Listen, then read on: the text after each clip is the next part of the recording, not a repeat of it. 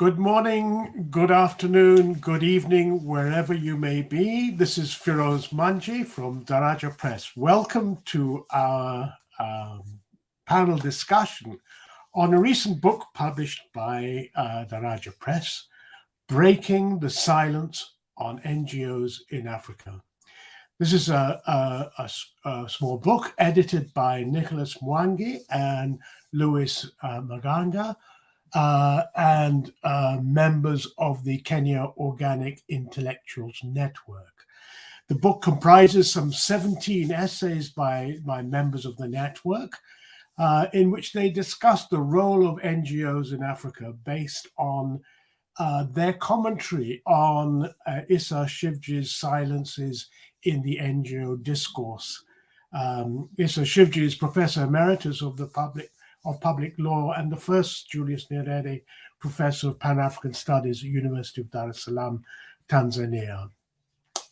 The book has a foreword by Issa Shivji and includes two of his essays, The Silences in the NGO Discourse, as well as reflections on NGOs in Tanzania, what we are not, and what we ought to be. I'd like to welcome our panelists today. We have with us Lewis Maghanga.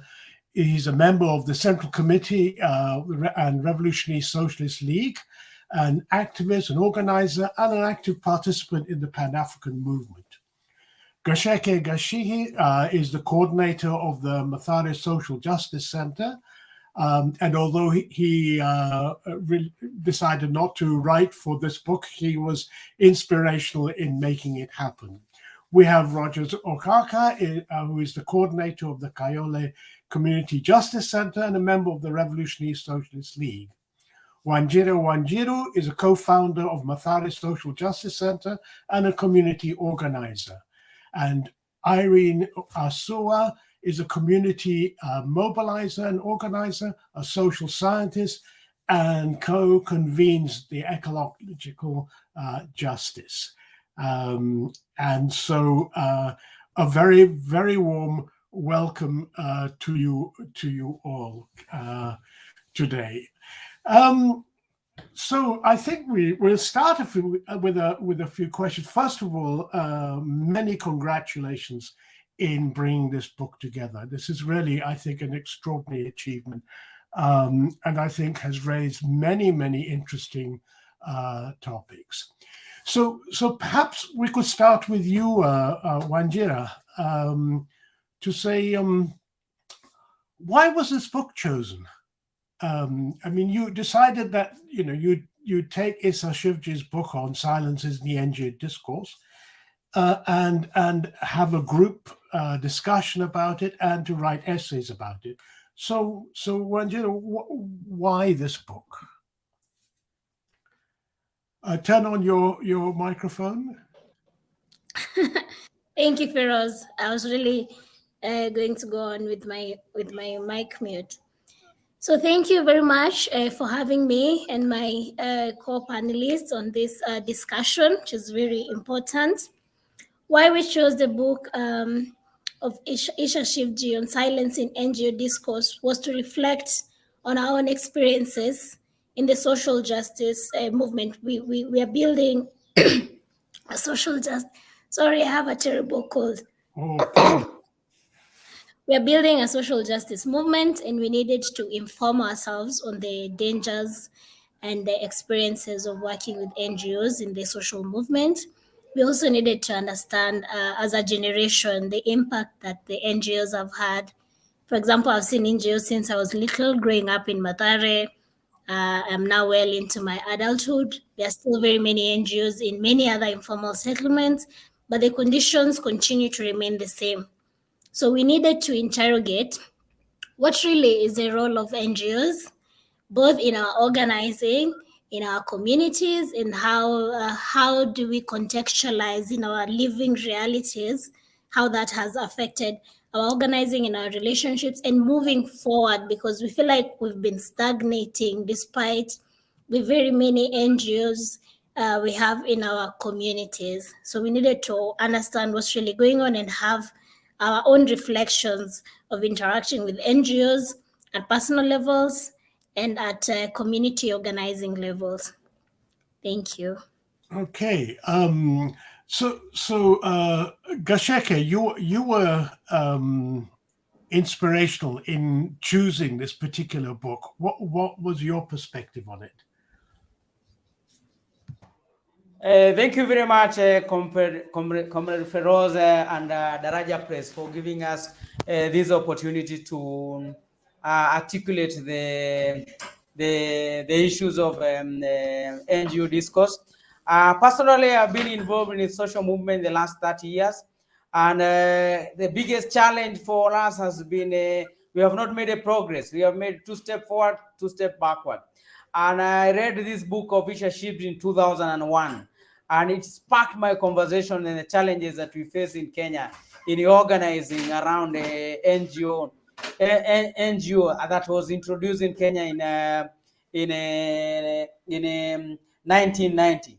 So this book is a masterpiece if you want to understand the limitation of the social movements in East Africa, and how the NGOs have played a major role in depoliticizing the social movement.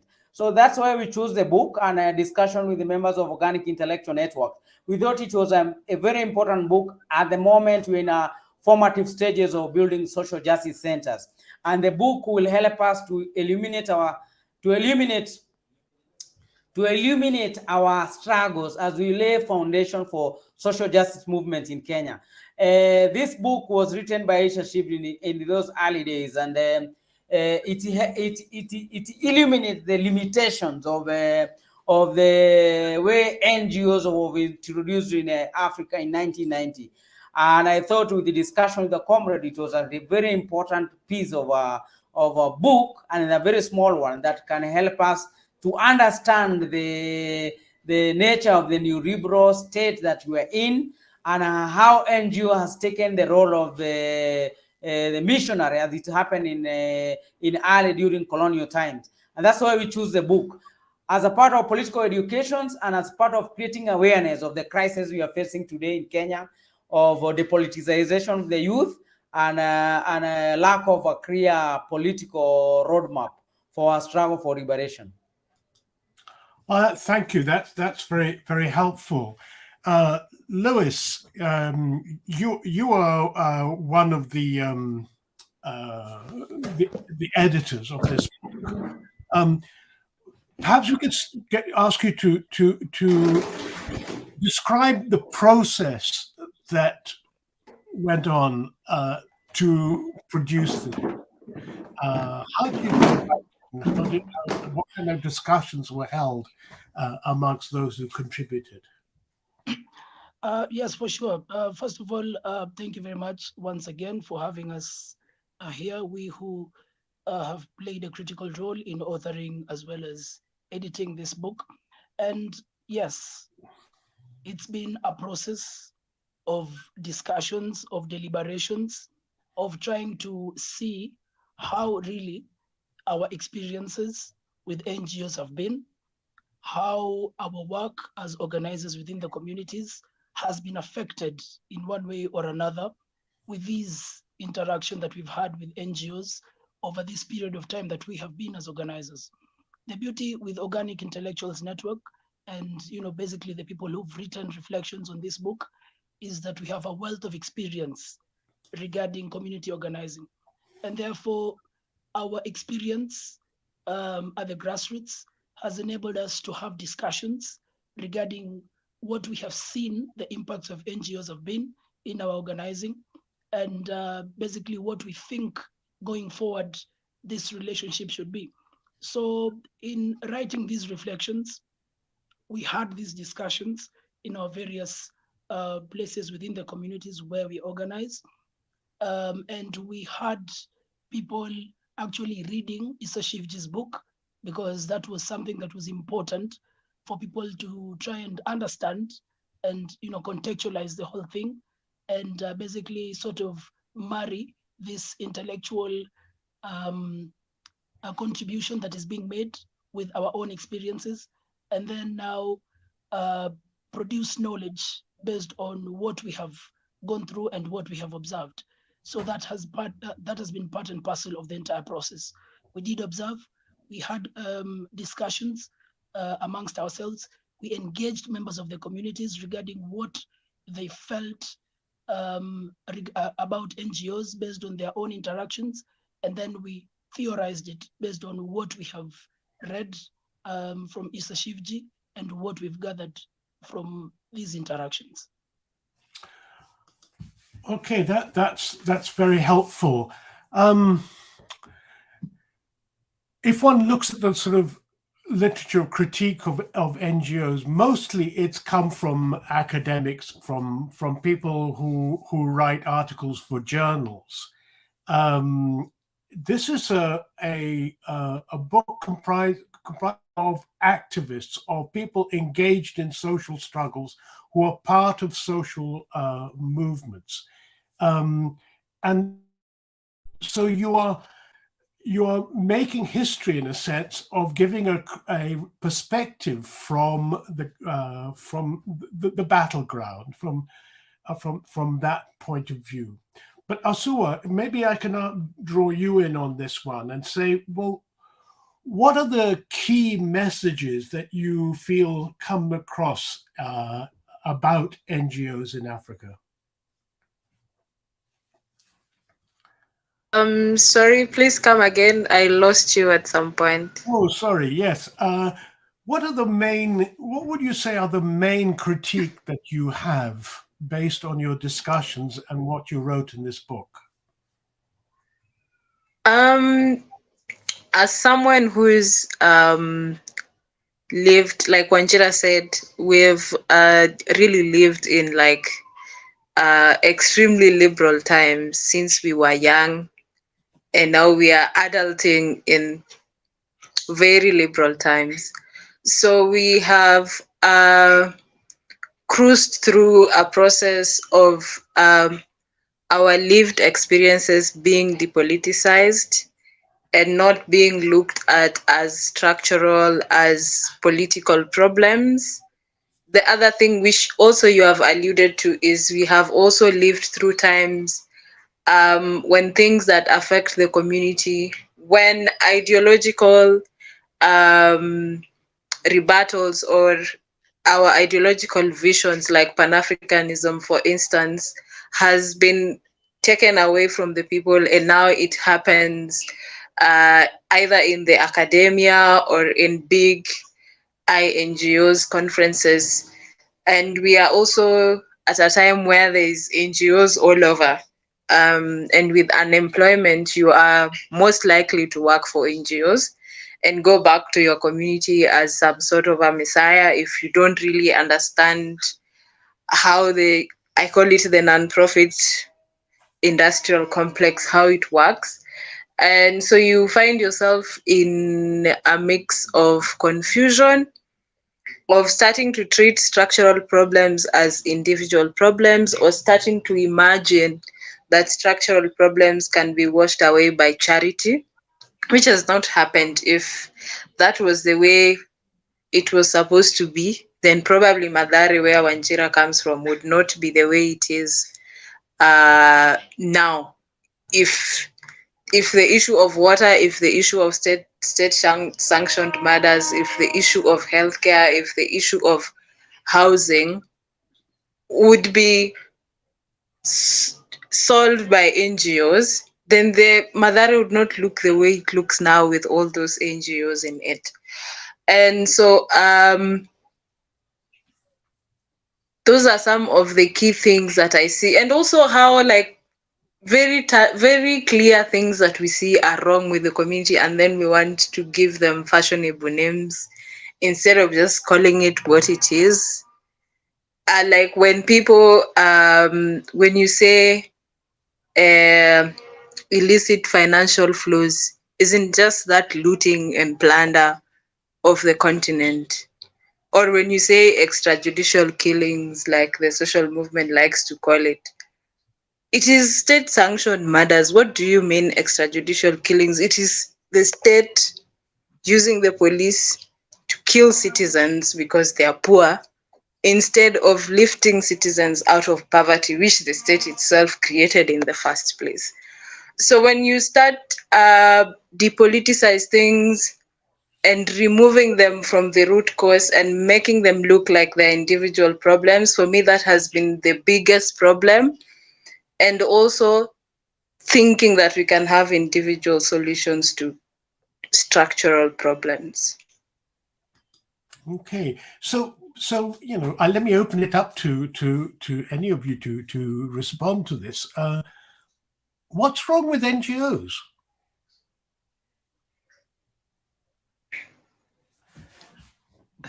Lewis. Yeah. Well, I think the way in which they operate is flawed. Again, I will quote what Issa Shivji says and what also many of us have observed. Their intentions might be different. They might have good intentions, and the people working there might have genuine intentions in terms of wanting to make a difference within the community and within the society in general. But the manner in which the activities of NGOs are conducted is flawed, and it's flawed because it does not put the people at the center of it all.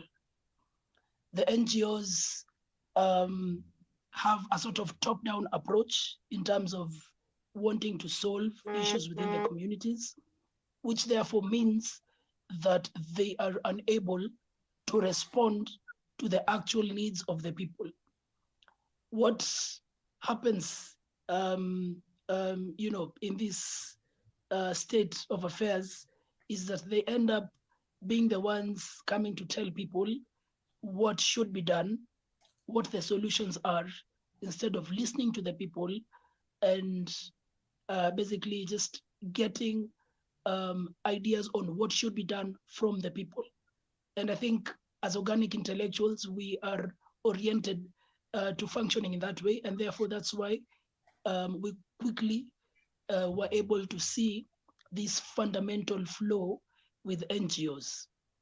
The fact that NGOs receive their funding from the same corporations that also drive policy within our governments also places them in this situation where they really do not end up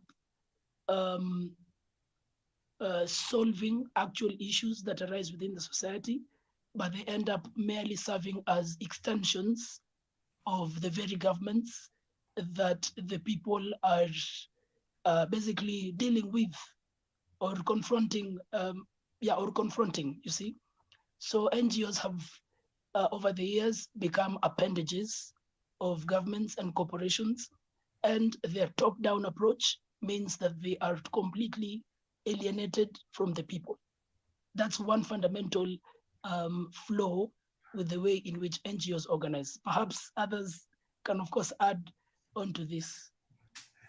Yeah, I mean, I would like to hear the more than just the sort of theoretical. I mean, you're dealing with NGOs on a day-to-day basis, where you are organizing, where you live. Give us some examples of, help people understand what problem is when we're talking about NGOs in actual practice. Wanjira, do you want to have a go? Thank you once again, Firoz. I agree with everything Maghanga has said. On the practice, I think my major problem is the messianic tendency of NGOs, the assumption that a community cannot solve their own community issues unless the NGOs come in to salvage the situation. For example, our struggle against state-sanctioned murders or extrajudicial executions, as Asuwa has said, it is always the NGOs always have to come and hold the presser, maybe, for example, and say these issues are happening in Madare. Well, there are victims who can speak for themselves and speak to these issues, community organizers who've been on the front line. So that messianic tendency and communities feeling also now it becomes carried on that we cannot do this unless we involve these people to come and speak to our lived realities. So I think that is one fundamental something wrong with NGOs, as you had asked. Secondly, I do not think they address I think they address the symptoms of the root causes of issues. They address the poverty, for example, lack of education in communities, so they'll build schools. But in my lived reality, I've gone to school with so many people who've been educated through an NGO, but today they are still poor. It did not help in changing their living conditions, because again, how the structural violence is if you do not have money to advance your education, post-secondary education, or to go to university, then your chances of survival are little. So they have been addressing symptoms of a failed system. And that is why in my article, I said NGOs have been putting patches on a torn dress, and the dress is now way too worn. We need a new dress, which is dignity for the people. Gacheke, your perspective. As Wanjira and Comrade Lewis have said that NGOs have continued to politicize the people. They don't address the question of historical injustice, and they come in as a professorship stock up in, after the defeat of the nationalist project. So the imperialists came in within Africa, and they started using NGO to rehabilitate their image again by when the government moved away from the provide people with the basic needs like education, agriculture, healthcare. So the NGO came in to fill the gap where the government were retreating. And as Wanjira has said, they don't talk about the historical problem of the historical problem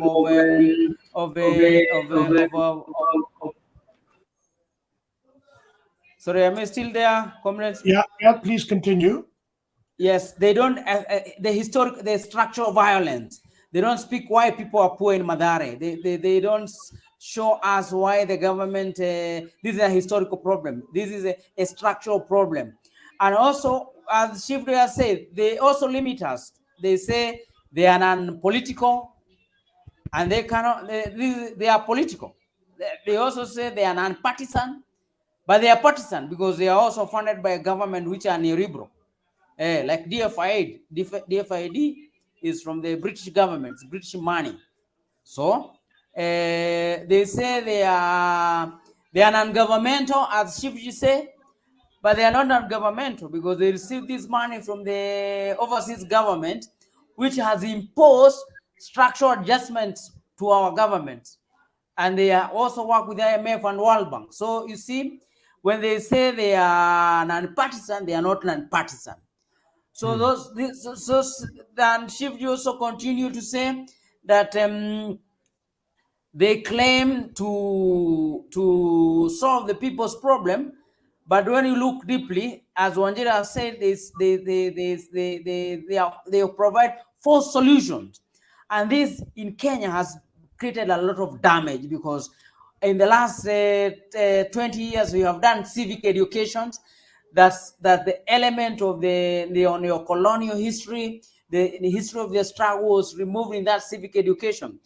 In the end of the result, what this has brought to us has brought in after 30 years a reactionary government in power.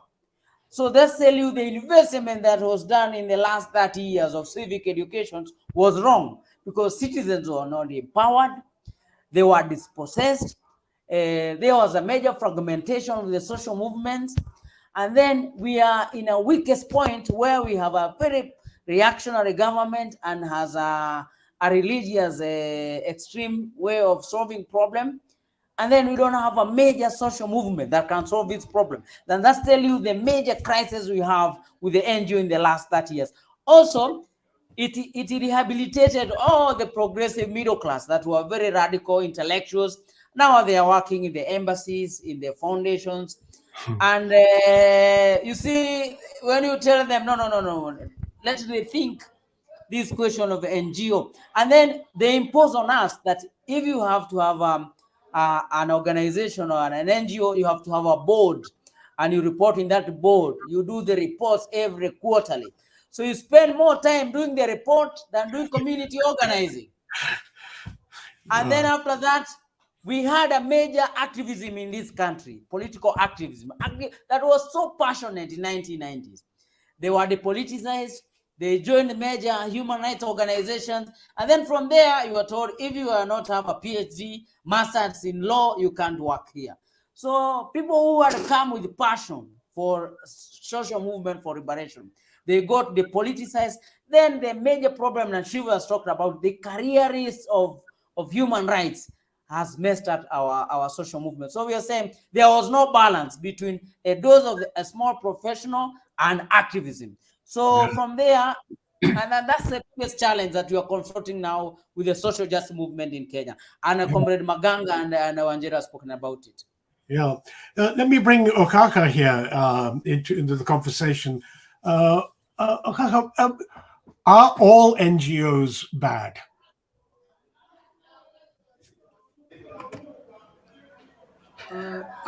Really, first things first, I'd love to thank you, Firoz, and Daraja Press for having us for this very important discussion. And good morning also to comrades listening from the diaspora, and good afternoon to our comrades here at home in Africa. I'm Okakah Rodgers, an active scholar and current coordinator of Gacheke Gachihi Center, and also a rank and file member of the Central Committee in RSL. And I can gladly say that Gacheke Gachihi Center and RSL are politically joined at the hip. Yeah. So maybe to dwell in on your question, I'd love to say that to understand the background of the issue that we are talking about is what Walderoni was actually saying.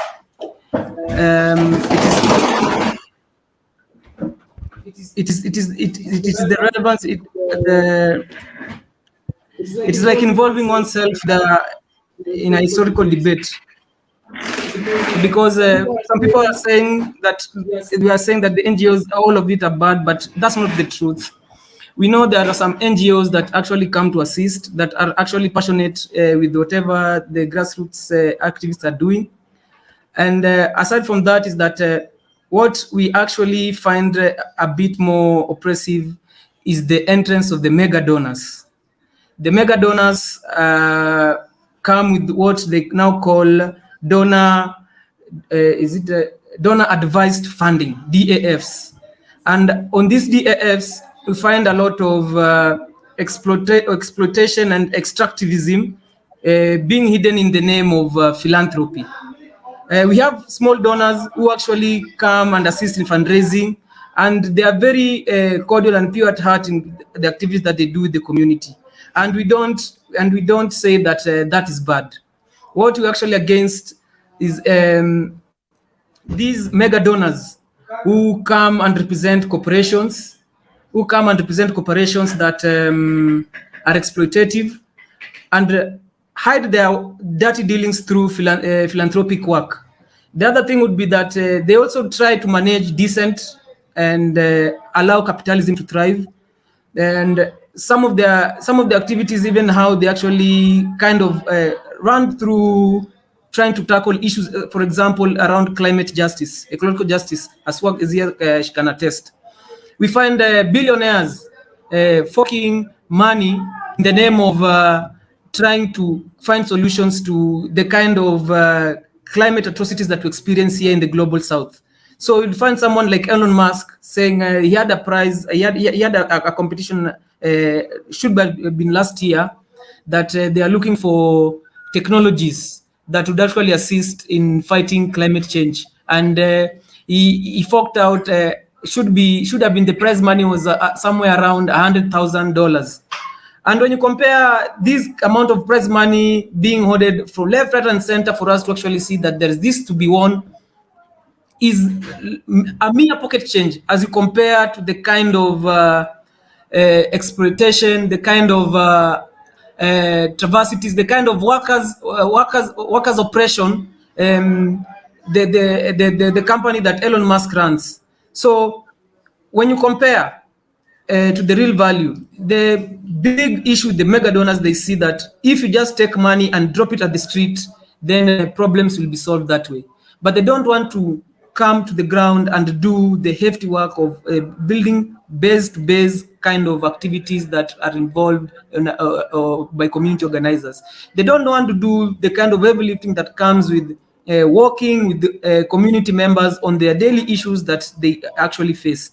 They'd rather come, have an issue-based kind of project and activity, and kind of sideline all these other small donors who were actually trying to kind of come on board and try and assist and control everything. It's a matter of power, control everything and divert public money into private hands. For example, you find some people saying, for example, the Netherlands and maybe the Denmark and these European states, that their citizens are so happy with that they feel for us so much that they love to actually take a chunk of the budget money for it to be actually used in Africa to assist people living in poor neighborhoods.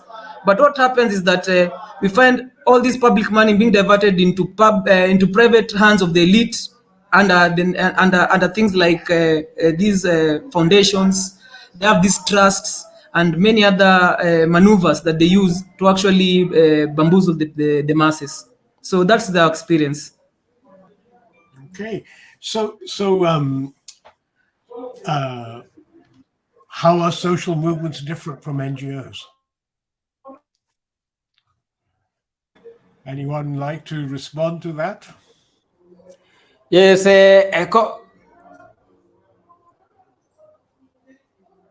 Hello? comrades, the social movements are different from NGOs because social movement is inspire a collective leadership where people do together campaign, and a social movement inspired by passion. If you know the history of Africa, even the struggle for independence was led by a nationalist movement and also emerging social movement that's organized by peasants, by workers, and at the moment now, like social justice movement. There's difference between the way NGOs are organized. NGOs, they have to be registered. You must have a board, and the board have to have an elite that is there that has a good image for the donor. For social movement, it's activists who are coming together to frame issues. And from the social movements have a class character. Another class character is for oppressed people who come together and a vision of where they want to go. The history of social movement in Africa has been there where people have fought for independence, second liberations, and also even now, social movement that they are fighting rights to water, right to health care, and a political struggle for democratic change. NGOs are single. Sometimes they engage only in one campaign sometimes, and also they don't do political education. NGO will not be interested in political education because they don't want to know what is the real problem that are affecting people. And that's why we are saying for now, I think the era of NGOs have ended because people have seen they are not doing any major changes. And now is an opportunity of creating part of a collective social movement that can aspire to create a democratic state and inspire a new change that can bring dignity and a life of a social movement as a tool that mobilize people toward a democratic change and social justice. But NGO, they are not for that because for them, they have to fulfill the mandate that is created by them by overseas funders. I think that's the difference between NGOs and social movement. And I think for us, That's why we are creating a path for a social movement in Kenya. So are you saying that there shouldn't be any NGOs? You're saying that they should be closed? Kwenda nyumbani. Hatusema hivyo Feroz, waende nyumbani. What we are saying is that social movement is for solidarity. NGO is charity. You can see charity is not political. Charity is something that is there to sustain the structures of oppression. So for social movement, it is solidarity across the board. So we are saying NGO that will transform themselves for solidarity. Now to understand that we are all in this global world of capitalism, of major crisis, and we need to unify our struggles together to liberate ourselves. If NGO like Amnesty will transform itself to a movement that create solidarity across the board, that will be okay. But in the last 30 years of NGO organization, we have seen that nothing is going on. So we are not then telling them to close. We are saying, can they transform themselves? Can they commit class suicide and be with us in Mathare to do community organizing in building popular power from below, as it happened before in the history? And we can learn from this from South Africa, where social movements emerged and brought a new change, and also here in Kenya. And NGOs, they are not many years in Kenya. It's from 1990. But before that, there were major social movements that pushed democratization in Kenya. They were not funded, but also they received solidarity from comrades all over the world.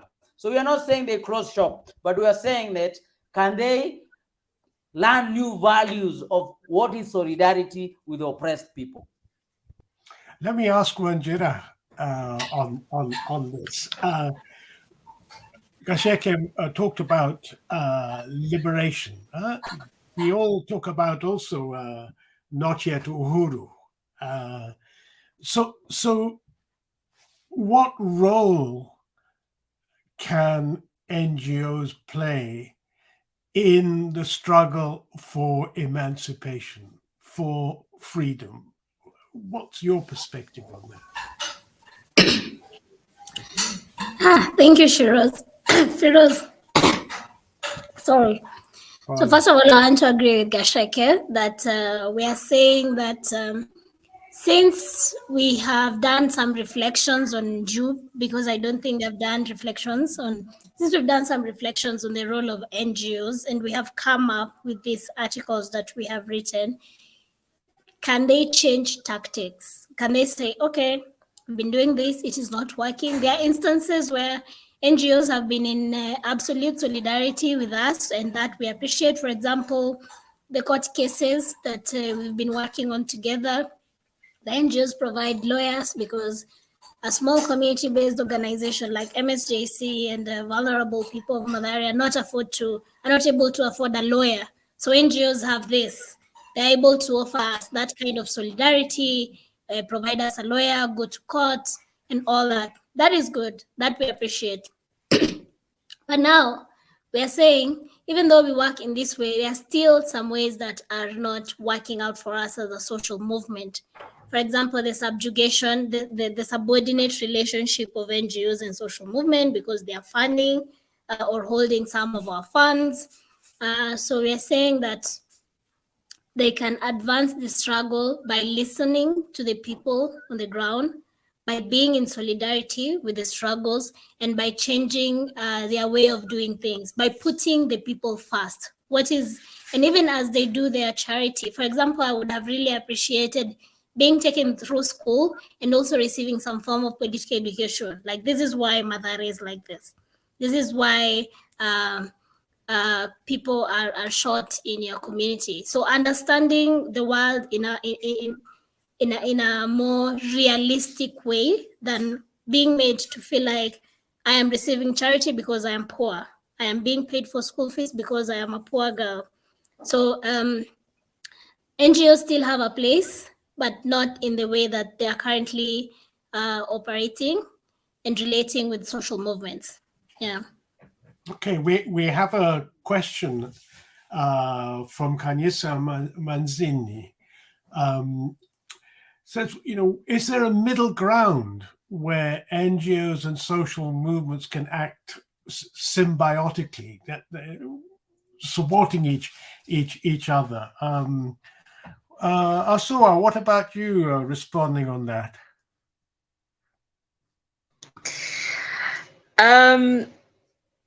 I think you can only be symbiotic with someone you have, and I always tell people this, with someone you have like some sort of ideological agreement with. And I don't think there are NGOs that are going to transform themselves. They are not in the business of doing that. They wouldn't want to. Because honestly, they are not going to tell the US government that they want to transform and wax your and have a middle ground with people, because then that beats the purpose of why they are there in the first place.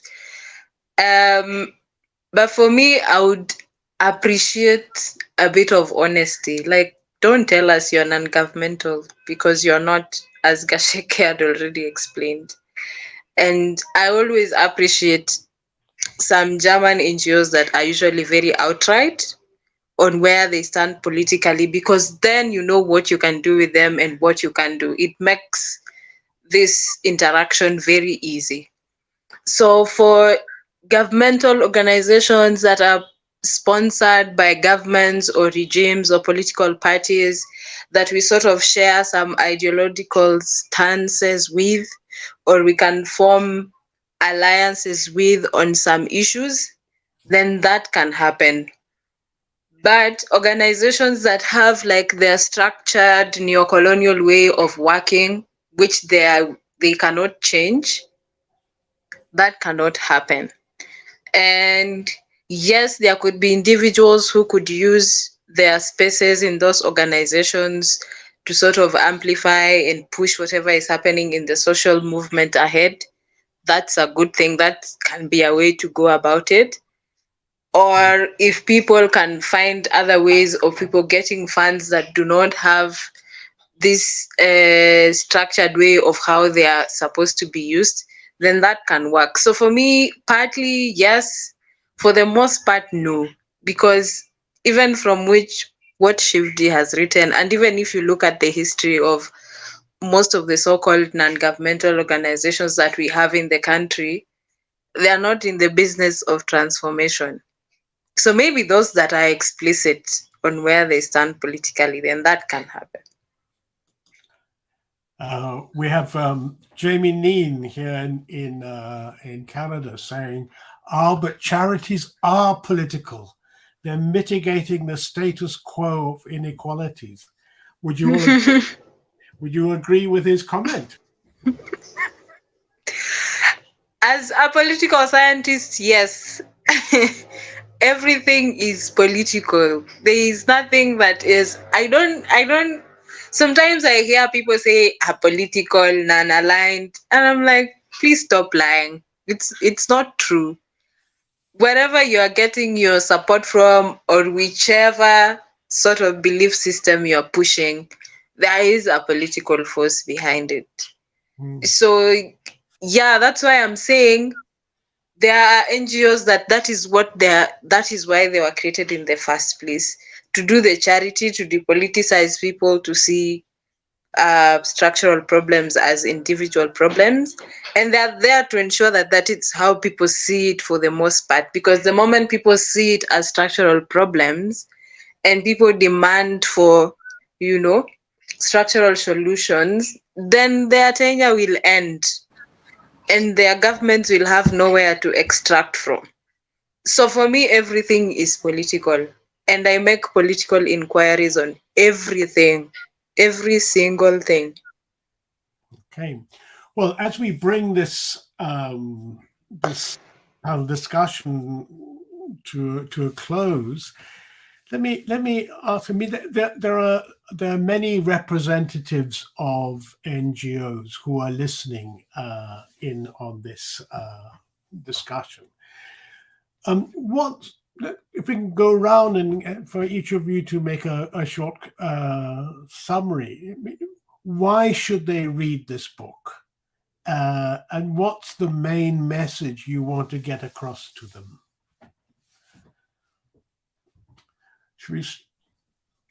Please go ahead. Lewis? Yeah, thank you. Yeah, I can go ahead. You should read this book because it offers an analysis on the activities that NGOs have been doing within the communities and within the society at large. As NGOs, if you have been working among the communities, then you should see this book as a sort of feedback from the people with whom you have been working, if you have been working within the communities. So I think representatives of NGOs should see this as a sort of evaluation to the activities that they have been doing. And they should, as comrades here have said, see these as recommendations on where to improve and what to do better if they are to keep on working among the communities. Because at this point, as we have observed, there is a sort of disconnect between the NGOs and the people within the grassroots with whom we work. So I feel representatives of NGOs should basically just see this book as something that is going to guide them going forward and to help them work better and change their approach. Yeah. Okay. Okakah, how about you?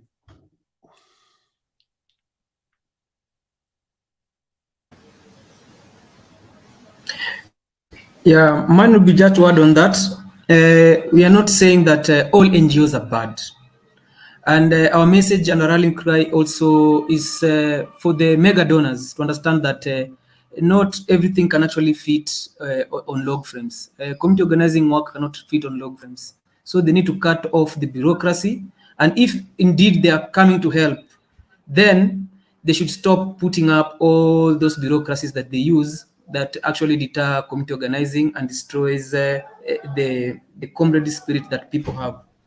So they should also cease from having the top-down mentality on how to actually tackle issues.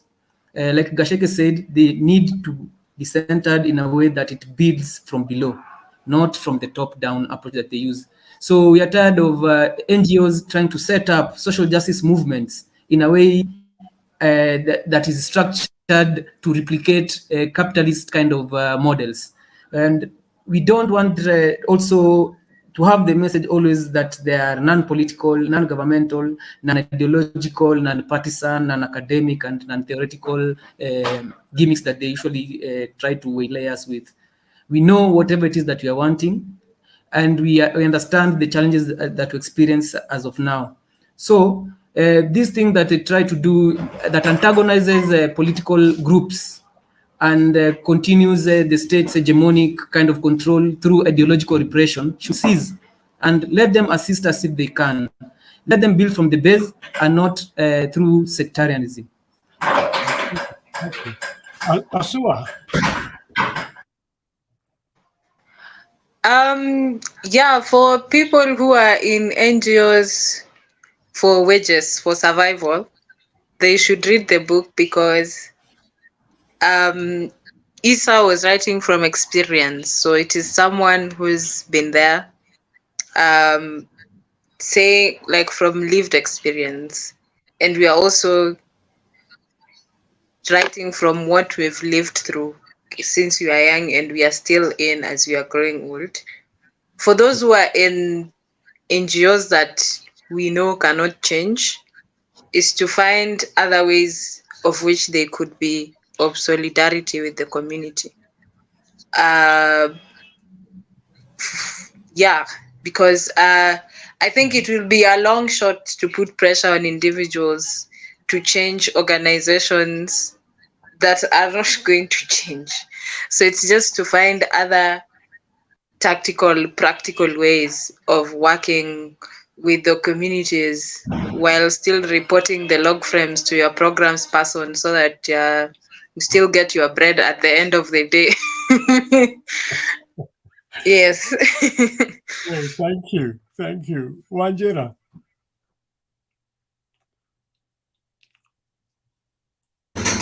Yes, I very much want to agree with all the comrades that have spoken on the issue.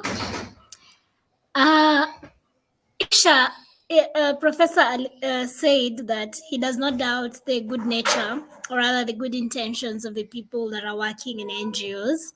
And neither do I, because we've interacted with them, we've been on the ground together, we've seen that they actually do mean good, but again, he who feeds you controls you. So they have to please the donor on one hand, even as they work with us on the other hand. So it's going to be a long shot to try and overturn how they do things at the center. But I think it is worth giving it a shot. I think it is worth having that discussion. How best can we as NGOs be in solidarity with social movements? How have we been operating in the last couple of years? It is actually very bad that our community has all of these NGOs, but poverty continues to thrive. People continue losing their lives. So it means that, again, as we said, they're not addressing the structural issues or the root cause of issues, only the symptoms. So put the people first might be an easier strategy. How can we put the people first in whatever we're doing as NGOs? Maybe because there's also the idea of PR looking like they're doing so much, so they can also attract donor funding, using the victim stories that they're working with. That we have also seen. So maybe if they can go back to the drawing board and see, that's my baby, they're back from school, and see how best they can put the people first. Yeah, thank you. Okay. And Gacheke, final word. I think the NGOs should read the book. The title is very powerful, Breaking the Silence on NGO Discourse in Africa, Reflection from a Shift Book NGO Discourse. It's only Shift that has done this work, and we are very happy in East Africa. I know you, Comrade Feroz, also wrote a paper on missionary position and the role of missionary, role of NGOs in Africa. They should read this book because there is a new generation that these comrades, they are from a new generation. Now they're illuminating their struggles today with the crisis of capitalism, poverty, hopelessness that is shaping up now in Kenya, and the major crisis. Young people in Africa are looking a new way of organizing, the new tools of organizing. Now they have realized that the framework of non-governmental organizations is not working and is not able to help us to move on with the struggle for social justice and human rights. So we recommend this book to be read mostly by the people who are managing NGOs in Kenya, in Africa. I'm happy that comrades Lewis and Nicholas were able to invite other comrades to write from South Africa, from Zimbabwe, and Gambia. Other comrades wrote. So it gives a manifestation of the struggles against NGO organizations in Africa.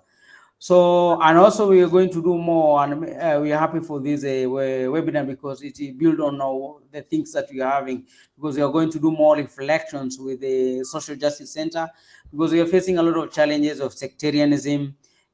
Somebody sitting in an NGO office or in a donor office and writing a project and dividing the Social Justice Center or social movement in Kenya and Africa, creating sectarianism. So this book, why it is out there, it also to illuminate this crisis of sectarianism, on how NGO divide the struggle of people. Whether it's land struggle, they would divide it and create different formations. So we are using this book as a part of political education and as a part of advancing our struggle for social justice. Also is a part of the organic intellectual network, continuing doing this kind of reflections and creating a mass-based organization that is conscious and it's knowing its role in the struggle for change and democratic change in Kenya. As you know, we are in a major crisis now, especially here in Kenya and Africa. So what I can say is that it's a spark, like a Pinto. Pure Gama Pinto had said that he was a spark. So this book is a spark to create a new alternative, a new consciousness in mobilizing for struggle for social justice and ecological justice. Well, thank you, all of you, for participating, and please convey our greetings to the other authors. I mean, there were 17 essays here, and it wasn't possible to have everyone involved.